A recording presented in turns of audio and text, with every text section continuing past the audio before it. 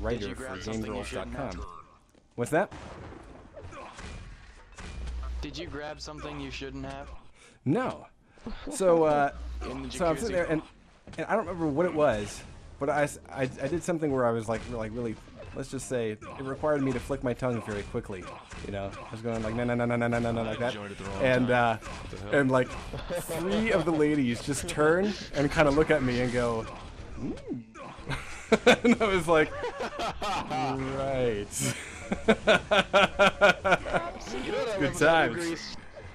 I could say something like, the thing about I love about you is I could say something like, my thighs feel especially moist tonight, and you would just go, that reminds me of a story.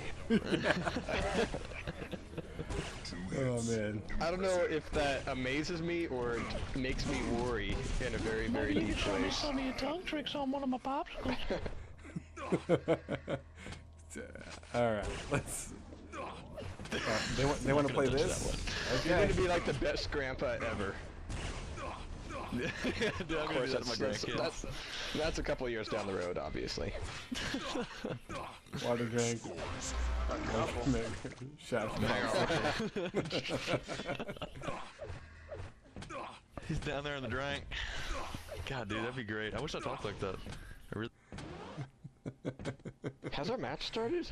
He took the mega down into the drink. Yeah. Now he's talking some popsicle. Alright, hey. I'm in an internet argument. Oh, those are the best. I want some opinions. For the video gaming industry as a whole, let me get some opinions on when the best year for the entire industry was. Oh, I thought you were talk some shit. I was on my way. The best year hasn't happened yet. 2003? Because to say that there's been a best year means that we've hit a high point and we've gone down and we're trying to get back there. And really, you know, more money was in terms before, but I don't think we're trying to get back to what it was because there were some very, very big problems with the way things were running. So I don't think the best year's happened yet. The best is yet to come. I'm not talking about competitive gaming. I'm talking about, like, you know, just sales and, you know, video games coming out. Oh. ADS for the win. 1987, dude. 87? Yeah. For like sales and shit? Nah. You've got to give that shit to waste of time too. I say 1998. Well, the 90s are definitely going to be a big part of that. I keep harping my nostalgia cord.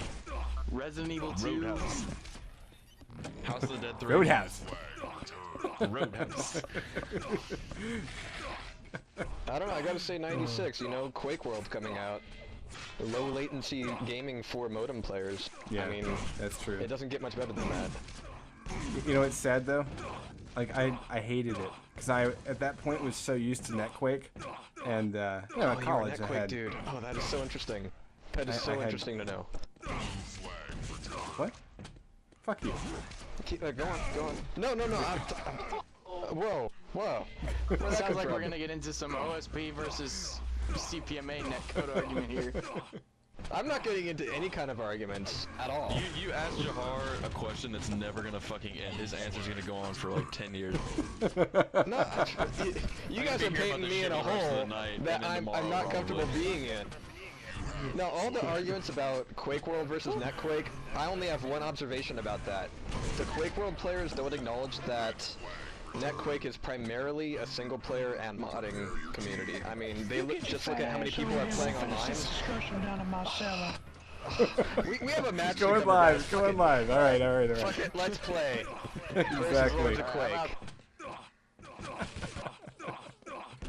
All right, let's go take a look. We got Winter Sorrow. I say one little thing and my mama gets scared. Winter Sorrow has joined fucking Let's Play. Half-Life also in 1998. That's true. All right, guys. Let's focus. Lords of Quake versus fucking Let's Play. We got Blatrix back on D for Lords of Quake on a watch game. First regen coming up in 3. And now you bastards are quiet. Is gonna be. Now you fucking fuckers are so quiet. Vizard's gonna get that first. Blizzard's got the regen, and he's going to be going for the red armor seal. There it is. And is anybody there looking for him out of the water? He does take one rocket. We have Stain coming around, whipping back around. Holy shit. But it's going to be Bladetrix left up on top of there. Last man standing just about. And we don't have a touch yet. Yes. Bladetrix is able to restock with the YA in the base, but he's immediately met with an LG from Blizzard. Now double teamed. Looks like Winter, I think, has joined him. Ooh. And so this... He's working that pillar. Oh, nice. Yeah, no kidding. Yeah, I mean, that was like a stripper on a pole. That was pretty impressive. Doing a pole dance. Yes, exactly. Yeah. Nicely done there. All right. So set him up, knock him down. That was really easy. Like, what, stripper? We need another... I mean, that was too easy. All right, let's move on. Spectre looks like to be the guy back on D. As we're restocking, we got a 999. Clowns are scary. Another reason man. I hate Mac. You paused it, and I hear nothing but the voice, the Quake voice, saying 2 over and over again. 2. Popsicle? That guy doesn't get enough credit. He has a rough job. Yeah, seriously. He says a lot of shit. The Arena Master? Yes. What'd they name him? Wasn't it like Vadrigar or something? What? No, that's the name of the aliens. I'm sorry, you just lost me. Told me it was Is this something Vadrigar. out of a book? No. Tim Willits wrote like... We're talking No, about Tim Willits Scientology, took damn it. Leave me 5 alone. Oh, fuck. Tim Willits took 5 minutes to write a readme for the plot of Quake 3, and it's pretty much the Vadrigar, just pick a bunch of people and put them in an arena, they fight. So here we are. Gotcha. Just apparently the Everything that Vadrigar isn't speak you. English. Oh, All right, here apparently comes my- our player. Yay! Am I gonna be like the obscure Quake information guy that nobody cares about? You I already think the are, voiceover is actually but supposed we to do be the care Arena about you. Master.